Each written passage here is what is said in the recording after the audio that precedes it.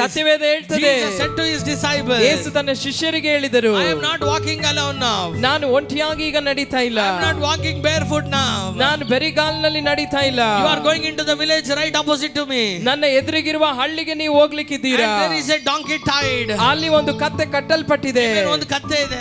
ಅಲ್ಲಿ ಒಂದು ಕತ್ತೆ ಇದೆ. ಅದು ಕಟ್ಟಲ್ಪಟ್ಟಿದೆ. ಅದು ಕಟ್ಟಲ್ಪಟ್ಟಿದೆ. ಎಲ್ಲರೂ ಇಲ್ಲಿ ಗಮನಿಸಿ. Hallelujah. Hallelujah. There is a donkey there. ಅಲ್ಲಿ ಒಂದು ಕತ್ತೆ ಇದೆ. Amen. It is bound.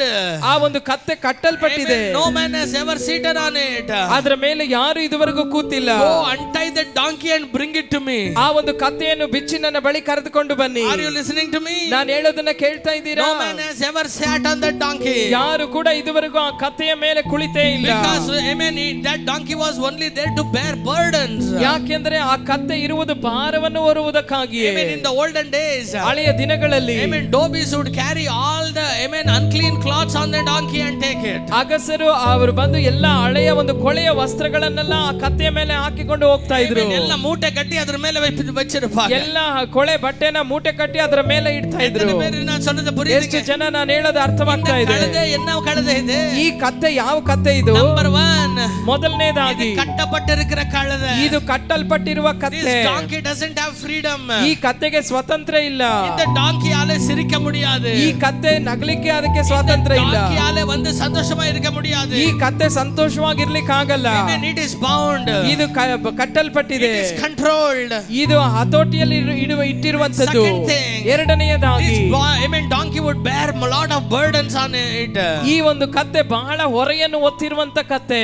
All kind of unclean stuff. ಎಲ್ಲ ಒಂದು ಅಶುದ್ಧವಾದಂತ ಒಂದು ಭಾರಗಳನ್ನ it would carry upon itself. ಇದು ತನ್ನ ಮೇಲೆ ಹೊತ್ತುಕೊಂಡಿರುವಂತದ್ದು. It thought. ಇದು ನೆನೆಸಿತು, there is no deliverance in my life. ನನ್ನ ಜೀವಿತದಲ್ಲಿ ಬಿಡುಗಡೆಯೇ ಇಲ್ಲ. My life is full of darkness. ನನ್ನ ಜೀವಿತ ಪೂರ್ತಿ ಕತ್ತಲೆಯೇ. My life is full of shame. ನನ್ನ ಜೀವಿತ ಅವಮಾನದಿಂದ ತುಂಬಿರುವಂತ ಜೀವಿತ. If I go before someone, ನೀವು ಯಾರ ಮುಂದಾದ್ರೂ ಹೋದ್ರೆ, if I go before someone, ನಾನು ಯಾರ ಮುಂದಾದ್ರೂ ಹೋದ್ರೆ everyone will mock at me. ಎಲ್ಲರೂ ನನ್ನ ನೋಡಿ ಹಾಸ್ಯ ಮಾಡ್ತಾರೆ. ಗಾಡದ వచ్చింది చూడు, ನೋಡು ಕತ್ತೆ ಬಂದಿದೆ ನೋಡು. ಅದ್ರ ಹಲ್ಲು ನೋಡು ಹೆಂಗೈತೆ, ಅದ್ರ ಹಲ್ಲು ನೋಡಿ ಹೆಂಗಿದೆ. ಅದು ನೋಡು ಹೆಂಗ್ ಮಾಡ್ತದೆ ನೋಡು, ಅದು ಹೆಂಗ್ ಮಾಡುತ್ತೆ ನೋಡು. everyone will talk ill of me. ಎಲ್ಲರೂ ನನ್ನ ಕುರಿತಾಗಿ ಕೆಟ್ಟದಾಗಿಯೇ ಮಾತನಾಡ್ತಾರೆ.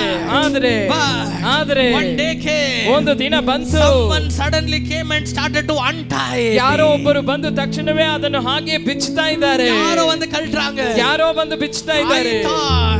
ಅದು ನೆನೆಸ್ತು, my owner has come. ಓ ನನ್ನ ಯಜಮಾನ ಬಂದಿದ್ದಾನೆ. He is going to take me to a far country again. ಅವನು ನನ್ನನ್ನು ಮತ್ತೆ ದೂರ ದೇಶಕ್ಕೆ ಕರೆದುಕೊಂಡು ಹೋಗ್ತಾನೆ.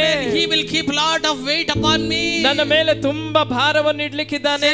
ಪಿಲ್ಲುಂ ಬೋಡ ಮಾಟ, ನನಗೆ ಸರಿಯಾಗಿ ಆಹಾರವನ್ನು ಕೊಡೋದಿಲ್ಲ, ಸರಿಯಾಗಿ ತಣ್ಣಿಯು ಕುಡುಗ ಮಾಟ, ಸರಿಯಾಗಿ ನೀರು ಕೊಡೋದಿಲ್ಲ, ಅಡಿಚಿಟ್ಟೇ ಇರುಪ್ಪ, ಯಾವಾಗಲೂ ಹೊಡಿತಾನೆ ಇರ್ತಾನೆ. ಆದ್ರೆ ತಲೆ ತೂಕಿயும் பார்க்க முடியாம ದುಃಖத்தில் இருந்தேன். ತಲೆ ಕೂಡ ಎತ್ತಲಿಕ್ಕಾಗದೆ ದುಃಖದಲ್ಲಿ ನಾ ಜೀವಿಸ್ತಾ ಇದ್ದೆ. Suddenly my master's voice came. ಆದ್ರೆ ತಕ್ಷಣವೇ ನನ್ನ ಯಜಮಾನನ ಒಂದು ಸ್ವರ ಬಂತು. ಯಾರ್ರೀ ಅದು ಬಿಚ್ತಾ ಇರೋದು ನನ್ನ ಕತ್ತೆನ ಅಂತ, ಯಾರ್ರೀ ಅದು ನನ್ನ ಕತ್ತೆನ ಬಿಚ್ತಾ ಇರೋದು ಅಂತ.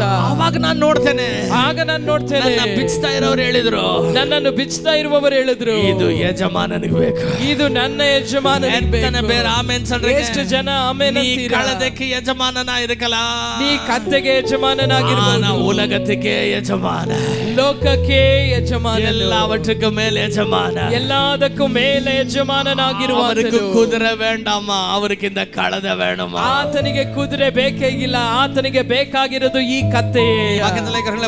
ಪಕ್ಕದಲ್ಲಿರೋರ್ನ ನೋಡಿ, ಕತ್ತೆ ಅಂತ ಇದ್ದ ನನ್ನ ಜೀವಿತ, ಕತ್ತೆ ಅಂತಿದ್ದ ನನ್ನ ಜೀವಿತ ದೇವರು ಕುದುರೆಯಾಗಿ ಮಾರ್ಪಡಿಸಿಬಿಟ್ರು. ದೇವರು ಕುದುರೆಯಾಗಿ ಮಾರ್ಪಡಿಸಿದ್ದಾರೆ.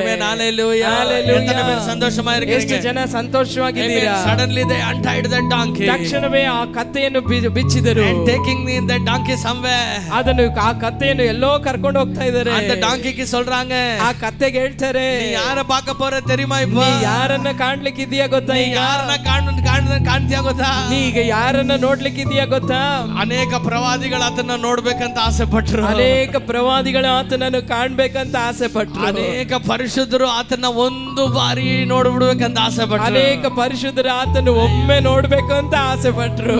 ஆனால் அவர்களுக்கு அந்த பாக்கியம் ಆದ್ರೆ கிடைக்கல. ಅವರಿಗೆ ಆ ಭಾಗ್ಯ ಸಿಗ್ಲಿಲ್ಲ. ಆನ ಕತ್ತೆ ಆದ್ರೆ ಕತ್ತೆ ನಿನ್ನ ಯೋಗ ನೋಡಿ ಹೆಂಗೈತೆ, ನಿನ್ನ ಯೋಗ ನೋಡಿ ಹೆಂಗಿದೆ. ಆಮೇಲೆ ಆತನ ದೂರದಿಂದ ನೋಡಕ್ ಆಗದೆ ಇದ್ರು, ಆತನ ದೂರದಿಂದ ನೋಡ್ಲಿಕ್ಕೆ ಆಗದೆ ಇದ್ರು. ಆಮೇಲೆ ನೀನ್ ಆತನ ಮೇಲ್ ಕೂಡಿಸ್ಕೊಂಡು ಹೋಗ್ಲಿಕ್ಕಿದೆ, ನೀನ್ ಆತನನ್ನ ಮೇಲೆ ಹೊತ್ಕೊಂಡು ಹೋಗ್ಲಿಕ್ಕೆ ಬೇರೆ ಸೊಲ್ರಿಂಗ. ಎಷ್ಟು ಜನ ಹೇಳ್ತೀರಾ ಬೇಡ ಎಂಬುದಾಗಿ ಬಿಟ್ಟ ಕಲ್ಲೇ ಮುಖ್ಯವಾದ ಮೂಲೆಗಲ್ಲ, ಬೇಡ ಅಂತ ಬಿಟ್ಟ ಕಲ್ಲೇ ಮುಖ್ಯವಾದ ಮೂಲೆಗಲ್ಲ.